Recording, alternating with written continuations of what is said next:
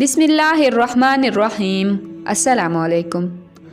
آج کے دور میں فرقہ بازی ایک بہت بڑا فتنہ ہے۔ جتنا بڑا یہ فتنہ ہے اتنی ہی جھوٹی اس کی بنیاد ہے۔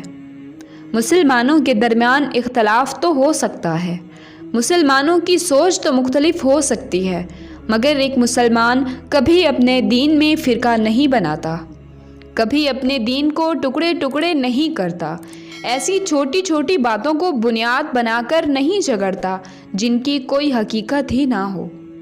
اللہ تعالیٰ سورہ انعام آیت 159 میں فرماتے ہیں، ان الذین فرقوا دینہم وکانوا شیعا لست منہم فی شیء انما امرہم الی اللہ ثم ینبئہم بما کانوا یفعلون۔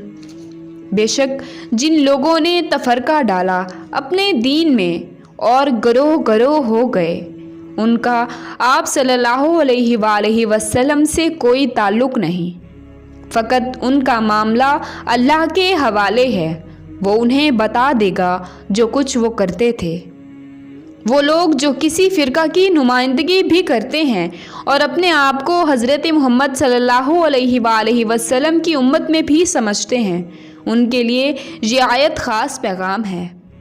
اب تمام مسلمان خود دیکھیں کہ جب اللہ تعالیٰ نے خود فرما دیا کہ تفرقہ ڈالنے والے لوگ آپ صلی اللہ علیہ وآلہ وسلم کی امت میں سے نہیں ہیں، تو اس سے بڑی دلیل کیا ہوگی کہ فرقہ بازی صرف گمراہی ہے اور ایک فتنہ ہے، لہٰذا اس سے جتنا ہو سکے بچیں۔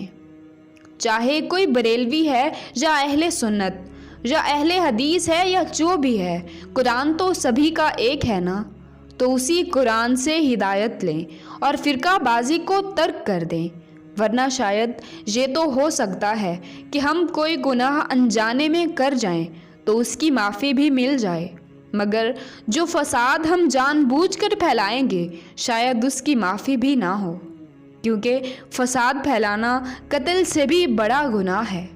تو آئیں ہم صرف مسلمان بنیں اور مومن بنیں اور اللہ تعالیٰ کی رسی کو مضبوطی سے تھامتے ہوئے صراط مستقیم پر چلیں۔ وما علینا الا البلاغ المبین۔